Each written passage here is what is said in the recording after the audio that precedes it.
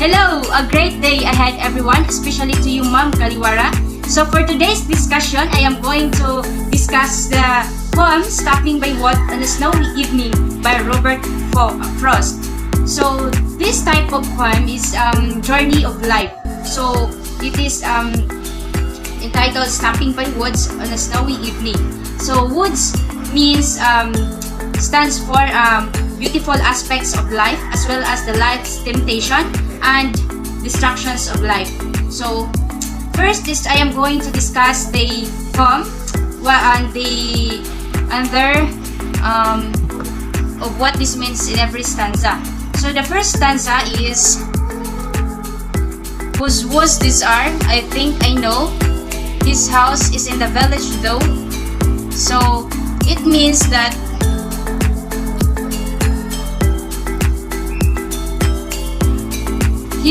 whose woods these are, I think I know. His house is in the village though. You will not see me stopping here to watch his woods fill up with snow.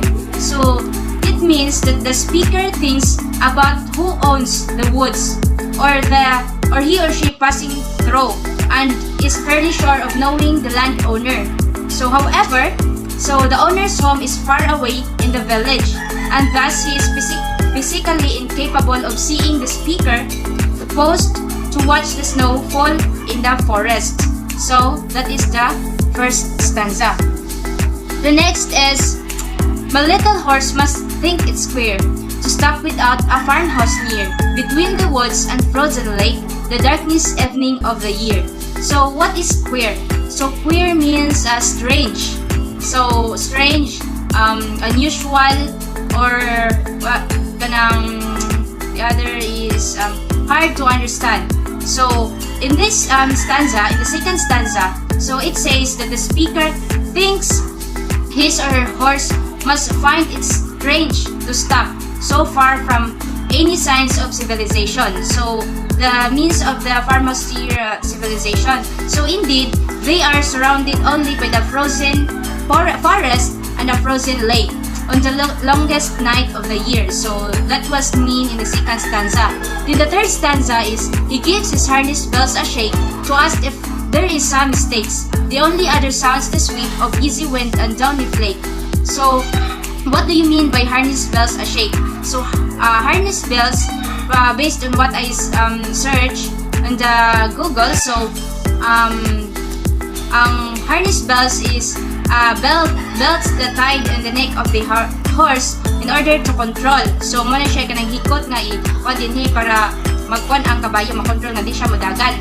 So in the other terms sad, so the harness bells kay status of wealth, then a shake, harness bells a shake, and the poet is it means that it is forgetting his duties to life. So mo na siya din ha. So the means of that stanza is the horse shake the bells on its harness, as if asking if the speaker has made a mistake by stopping. So the only other sound beside the ringing of these bells is that of the wind and falling the snowflakes. So ang iya daw mabati kung sa nga bells ringing at these bells is ang wind and katang mga hatak nga mga snowflakes. So which the speaker likens to feathers of ghost down. So that was the third stanza. Then the fourth stanza means that the last stanza. The woods are lovely, dark and deep, but I have promises to keep, and miles to go before I sleep, and miles to go before I sleep.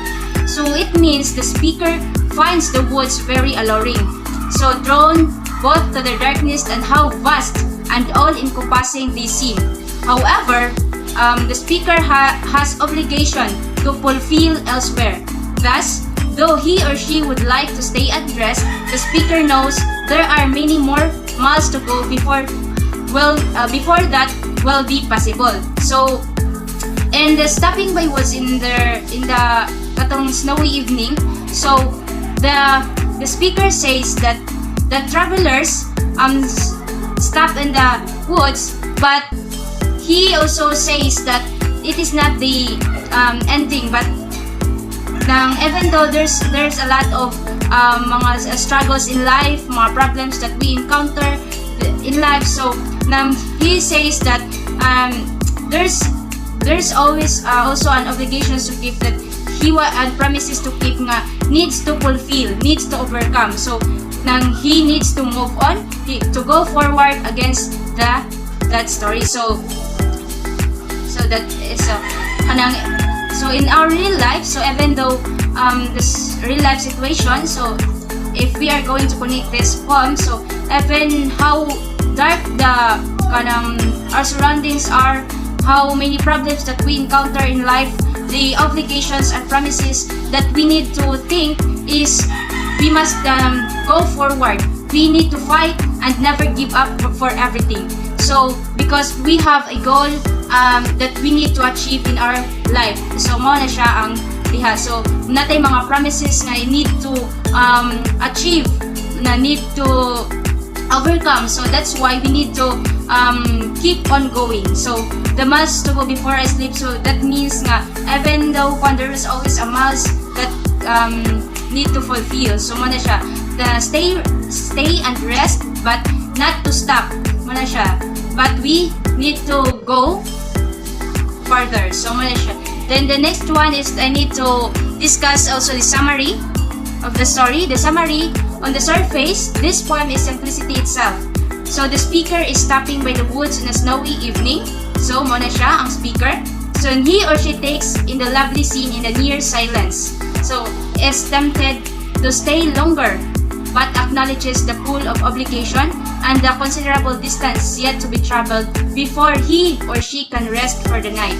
So in our real life situation, we should not stop, but we can rest, take a rest, but we should always remember our promises and obligations, our goals in life that we need to achieve. So mo na siya, i-acknowledge niya ang iyang mga obligasyon sa kinabuhi.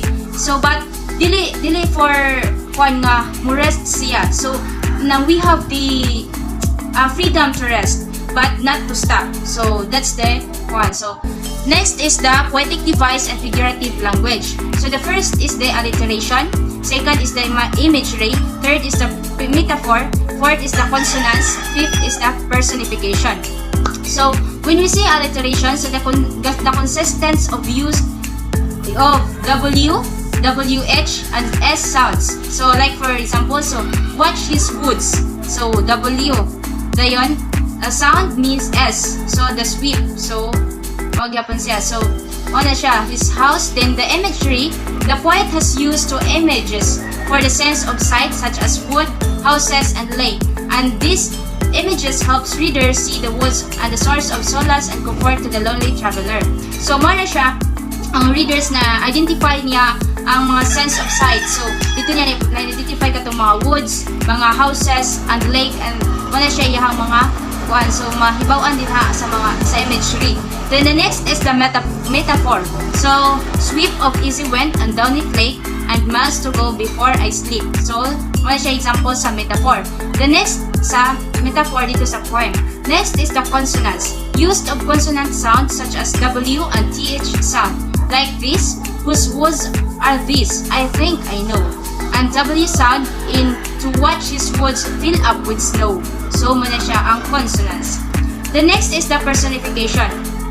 So he gives his harness bells a shake to ask if there is some mistake. So it means or it shows as if the horse is a human being, kung tao ang horse daw, who understand his owner's needs. So makasabot ang unsay mga needed sa owners kung ang horse pa kuno na usa ka tao. Or inquiries if they have to stop. So wala siya nga, your dili ba daw kuno mo stop. So may siya ang ningon sa horse. Kung ang katong horse dito is nausa pa siya ka tao, so muna siya, maka-understand siya sa owners kung unsay mga kinahanglan. So muna siya ang personifications. So I think that would be all my part of this report of the stopping by woods in the snowy evening. So the continuation of this report is to be continued by Mr. Roselito Ilustrismo. So thank you, and that would be all. God bless.